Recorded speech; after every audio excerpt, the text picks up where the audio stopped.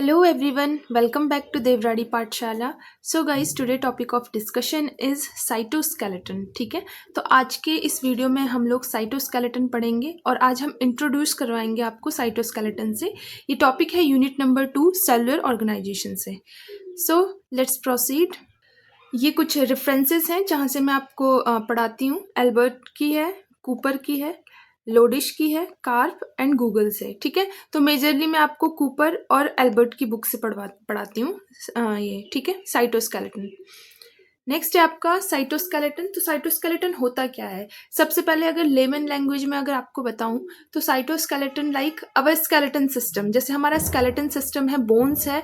Bones क्या provide करता है? हमारी बॉडी को एक शेप प्रोवाइड करता है. ठीक है, जिस तरीके से बोन्स हमारी बॉडी को शेप प्रोवाइड करता है, मूवमेंट्स में मदद करता है, उसी तरीके से आपके सेल के अंदर भी साइटोस्केलेटन्स प्रेजेंट होते हैं.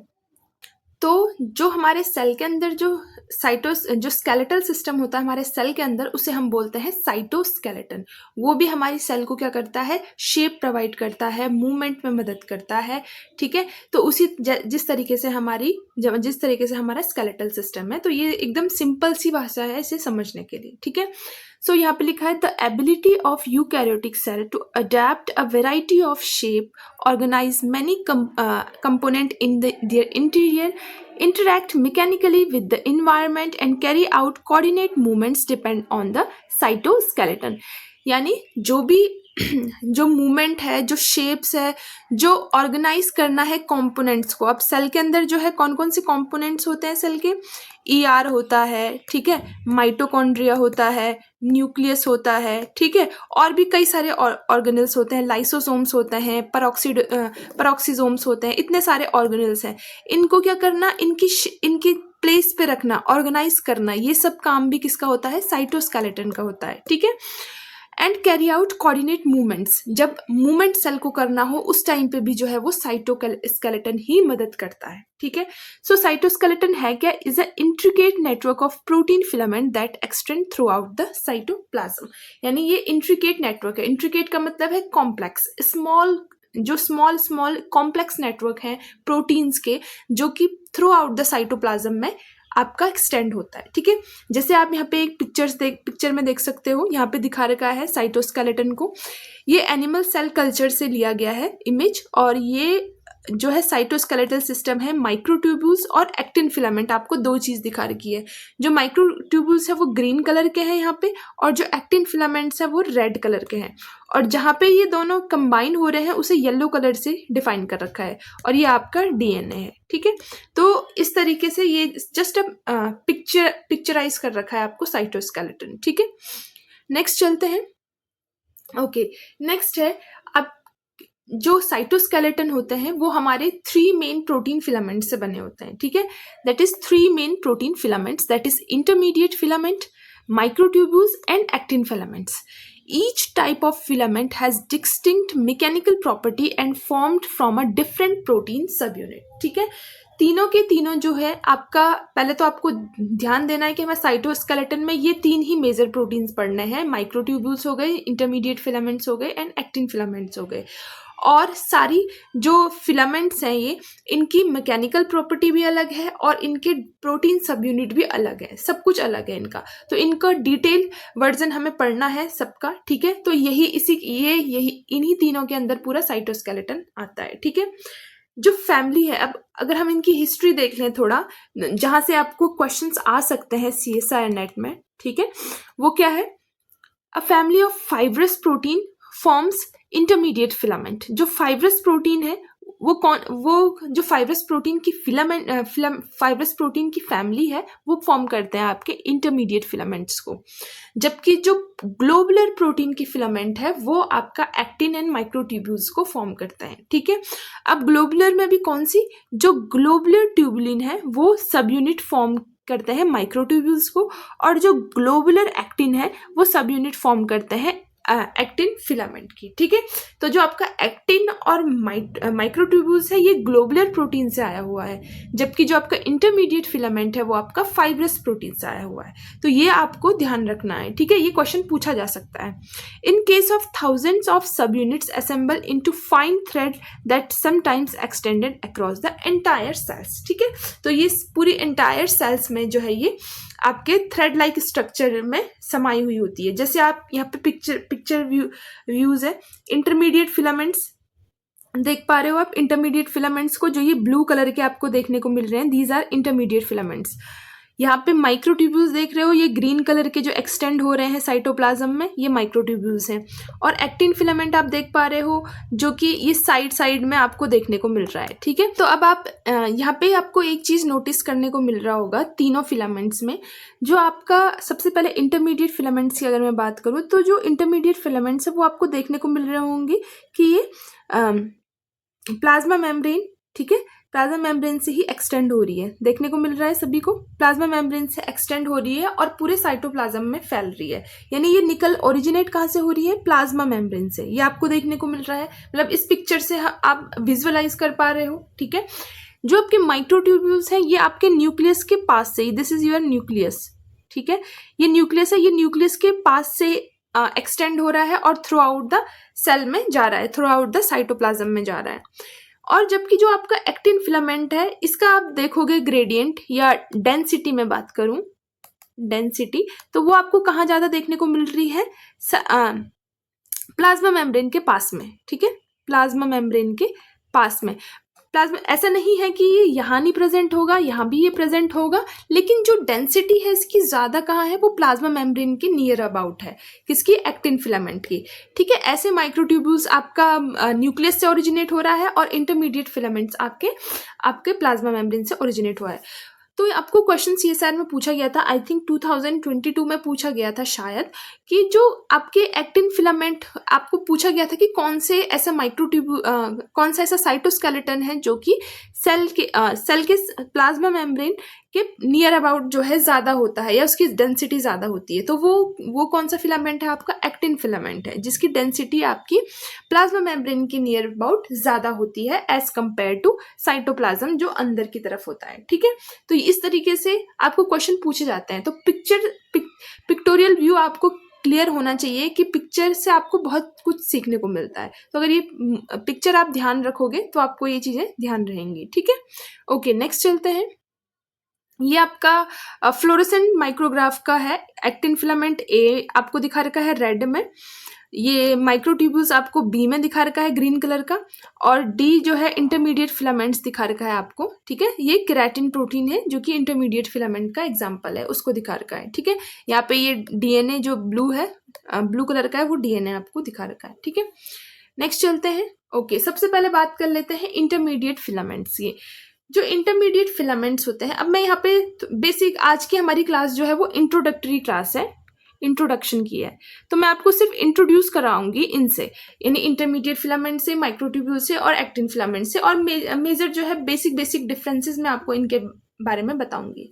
ठीक है, और नेक्स्ट वीडियो से हम लोग सबसे पहले इंटरमीडिएट फिलामेंट पढ़ेंगे, फिर माइक्रोट्यूब्यूल्स पढ़ेंगे और फिर एक्टिन फिलामेंट पढ़ेंगे इन डिटेल में। ठीक है, ओके, सो जैसे कि आपको वही सेम पिक्चर है, ठीक है, ये आपको दिखा रखी है। जो इंटरमीडिएट फिलामेंट्स होते हैं ये रोप लाइक फाइबर होते हैं, जिनका डायमीटर कितना होता है? 10 नैनोमीटर का होता है, and they are made up of fibrous intermediate filaments protein. जैसे कि मैंने आपको बताया कि ये फाइब्रस प्रोटीन से बने होते हैं, तो इनका डायमीटर कितना होता है? 10 nanometre. One type of intermediate filament form a meshwork called nuclear lamella just beneath the inner nuclear membrane। जो आपकी न्यूक्लियर मेम्ब्रेन है इसके जस्ट बीनीथ जो होती है एक इंटरमीडिएट फिलामेंट होती है, जिसको हम क्या बोलते हैं? Nuclear lamella. इस तरीके से होती है न्यूक्लियर लैमिला, जो कि जस्ट बीनीथ होती है न्यूक्लियर मेम्ब्रेन के।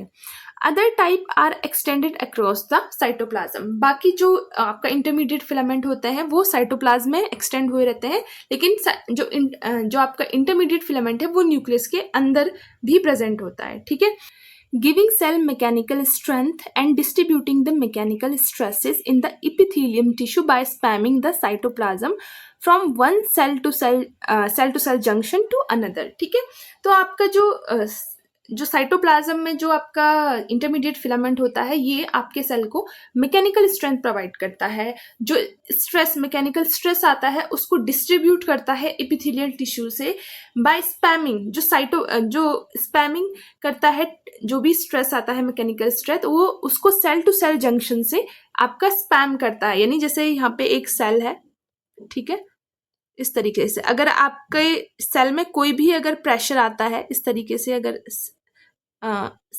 ये सेल है, ये सेल जंक्शन है, सेल जंक्शन, ठीक है, इस तरीके से ही होता है सेल जंक्शन।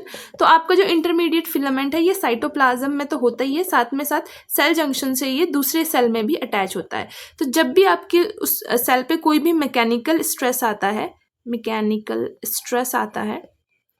ठीक है, और या मैकेनिकल स्ट्रेस आप समझ रहे हो ना, कोई भी प्रेशर अगर आपके सेल के अंदर आता है, फिजिकल प्रेशर, ठीक है, तो ये क्या कर देता है, इसको डिस्ट्रीब्यूट कर देता है सेल टू सेल जंक्शन में। ये इधर डिस्ट्रीब्यूट कर देगा इस स्ट्रेस को, जिससे कि एक सेल पे सारा स्ट्रेस नहीं पड़ेगा। सारे सेल पे अगर डिस्ट्रीब्यूट हो गया प्रेशर, तो आपका जो सेल है उसको कोई भी नुकसान नहीं पहुंचेगा। ठीक है, इस तरीके से ही काम करता है। बाकी डिटेल में हम जब इंटरमीडिएट फिलामेंट पढ़ेंगे उस टाइम पे हम पढ़ेंगे इसे। नेक्स्ट, जो इंटरमीडिएट फिलामेंट्स होते हैं, they are very very flexible and have great tensile strength. इनकी ये जो है काफ़ी फ्लेक्सिबल होते हैं और इनकी टेंसाइल स्ट्रेंथ बहुत ही अच्छी होती है। ठीक है, ऐसी कोई भी साइटोस्केलेटन नहीं है जिसकी इतनी टेंसाइल स्ट्रेंथ है और इतना फ्लेक्सिबल है। जब इनको स्ट्रेस कंडीशन आते हैं तो ये डिफॉर्म हो जाते हैं, अंडर स्ट्रेस कंडीशन, लेकिन कभी भी रैप्चर नहीं होते हैं, बट डू नॉट रैप्चर। यानी ये इतने स्ट्रांग होते हैं कि ये डिफॉर्म होते हैं लेकिन रैप्चर नहीं होते हैं। लाइक अदर फिलामेंट्स, जब उनको स्ट्रेस आता है तो वो रैप्चर हो जाते हैं, बट ये जो है आपका रैप्चर नहीं होता है। ये डिफॉर्म हो जाएगा बट रैप्चर नहीं होगा, वापस से अपनी फॉर्म ले लेगा जब स्ट्रेस रिलीज हो जाएगा। ठीक है, इससे ये जो सेल के अंदर जो स्ट्रेस है उसको ले लेता है और खुद डिफॉर्म हो जाता है। फिर जब स्ट्रेस गायब हो जाता है तो ये वापस से अपना रीशेप ले लेता है। ठीक है, तो ये थी बात आपकी इंटरमीडिएट फिलामेंट की। नेक्स्ट चलते हैं। नेक्स्ट आते हैं माइक्रोट्यूबुल्स की। माइक्रोट्यूबुल्स होते क्या है? Microtubules are hollow cylinders made up of the tubulin protein. यानी ये ट्यूबुलिन प्रोटीन से बने होते हैं और ये हॉलो सिलेंडर्स होते हैं। इस तरीके से हॉलो सिलेंडर्स, जैसे सिलेंडर होता है हॉलो, ये खाली यहाँ से, ये इसी तरीके से होता है। यहाँ पे आपको डायग्राम भी दिख रहा होगा।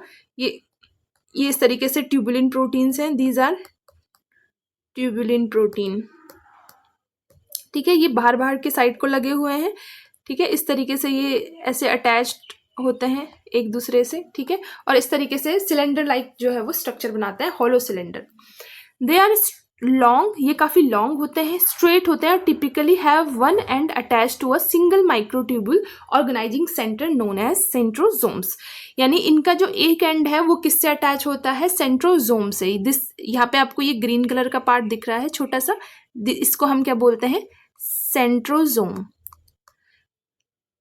सेंट्रोजोम होता क्या है? जो कि माइक्रोट्यूबुल ऑर्गेनाइजिंग सेंटर होता है, जो माइक्रोट्यूबुल को ऑर्गेनाइज करके रखता है। ठीक है, तो यहीं से माइक्रोट्यूबुल्स आते हैं, बाहर को निकलते हैं, एक्सटेंड होते हैं और पूरे साइटोप्लाज्म में फैलते हैं। ठीक है, नेक्स्ट है with an outer diameter of 25 nanometre. इसका आउटर डायमीटर कितना होता है? 25 नैनोमीटर होता है, काफ़ी बिग होता है। Microtubules are more rigid than actin filament और intermediate filament and they rupture when stretched। ठीक है, तो क्योंकि इनका डायमीटर बहुत ज़्यादा होता है, जैसे मैंने आपको अभी इंटरमीडिएट फिलामेंट का बताया था, उसका डायमीटर सिर्फ कितना था? 10 नैनोमीटर था। लेकिन जो आपका माइक्रोट्यूब्यूल है, इसका डायमीटर कितना है आपका? 25 नैनोमीटर है। तो यानी काफ़ी रिजिड है ये, और इसीलिए जब भी स्ट्रेस आता है तो ये रैप्चर हो जाता है, सीधे रैप्चर हो जाता है जैसे इसमें आपका मैकेनिकल प्रेशर आता है। ठीक है, तो मेन जो कहने की बात यहाँ पर ये है कि ये काफ़ी रिजिड है, नॉट फ्लेक्सिबल। ठीक है, तो ये फ्लेक्सिबल नहीं होते हैं like actin and intermediate filament. ये क्या होते हैं? रिजिड होते हैं। ठीक है, तो बाकी डिटेल्स जब हम माइक्रोट्यूबुल्स पढ़ेंगे उसमें पढ़ेंगे, ये जस्ट बेसिक डिफरेंस मैं आपको बता रही हूँ। नेक्स्ट है एक्टिन फिलामेंट। एक्टिन फिलामेंट को हम माइक्रोफिलामेंट्स भी बोलते हैं, ठीक है। ये हेलिकल पॉलीमर होते हैं of the protein actin. Actin से बने होते हैं प्रोटीन, और ये इस तरीके से हेलिकल स्ट्रक्चर होता है इसका, देख रहे हो, इस तरीके से हेलिकल स्ट्रक्चर इस तरीके से होता है एक्टिन फिलामेंट का। They are flexible structure with a diameter of 7 nanometre. इनका जो है स्ट्रक्चर क्या होता है, वेरी फ्लेक्सिबल होता है, जिसका डायमीटर ओनली 7 नैनोमीटर होता है। That are organised in a linear bundles, 2 dimensional networks and 3 dimensional gels में ये प्रेजेंट होते हैं। Although actin filament are dispersed throughout the cell, they are most highly concentrated in the cortex. Cortex में ये काफी concentrated होते हैं, the layer of cytoplasm just beneath the plasma membrane. यानी plasma membrane के just beneath जो cortex वाला region है वहां पर ये काफी concentrated होते हैं, ठीक है। तो मैंने आपको बताया था ये क्वेश्चन आपको घुमा के CSI नेट में पूछा गया था, ठीक है, कि कौन सा साइटोप्लाज्म जो है वो कॉर्टेक्स में कंसंट्रेटेड होता है, कॉर्टेक्स में होता है, इस तरीके से क्वेश्चन पूछा गया था। तो वो है एक्टिन फिलामेंट। एक्टिन फिलामेंट की लोकेशन कहाँ है, just beneath the plasma membrane, जो कि कॉर्टेक्स एरिया है, ठीक है। और यहाँ पे इसका जो है कंसंट्रेशन ज़्यादा होता है। ऐसा नहीं है कि ये पूरे साइटोप्लाज्म में नहीं फैला हुआ है, पूरे साइटोप्लाज्म में भी ये फैला हुआ है, लेकिन जो कॉन्सेंट्रेशन है या डेंसिटी है वो कहाँ ज़्यादा है, आपके कॉर्टेक्स रीजन में, ठीक है। तो ये थे आपके तीनों intermediate filaments, actin filaments and microtubules. अच्छा, जो इंटरमीडिएट फिलामेंट है इनको इंटरमीडिएट फिलामेंट क्यों बोला गया है, क्योंकि ये एक्टिन फिलामेंट और माइक्रोट्यूब्यूल फिलामेंट के जस्ट बीच में आते हैं। यानी इनका जो डायमीटर है वो कितना है, 10 नैनोमीटर है। जैसे एक्टिन फिलामेंट का 7 नैनोमीटर है, माइक्रोट्यूब्यूल्स का 25 नैनोमीटर है, और उसका कितना है, 10 नैनोमीटर है। तो ये जस्ट बिटवीन में आता है, इसीलिए हम इसको इंटरमीडिएट फिलामेंट्स भी बोलते हैं। और इसका एक और भी रीज़न है, जो एल्बर्ट की बुक है उसमें अलग रीज़न दे रखा है, जो कूपर की बुक है उसमें अलग रीज़न दे रखा है। तो जब नेक्स्ट वीडियो में मैं आपको डिटेल में आपको इसके बारे में पढ़ाऊंगी तो मैं वहाँ पे आपको बताऊंगी, ठीक है। तो मेनली हमने क्या क्या पढ़ लिया है आज, हमने 3 इंटरमीडिएट साइटोस्केलेटन्स पढ़ा है, साइटोस्केलेटन पढ़ा है, जो कि कितने टाइप के होते हैं, 3 टाइप्स के। पहला है इंटरमीडिएट फिलामेंट,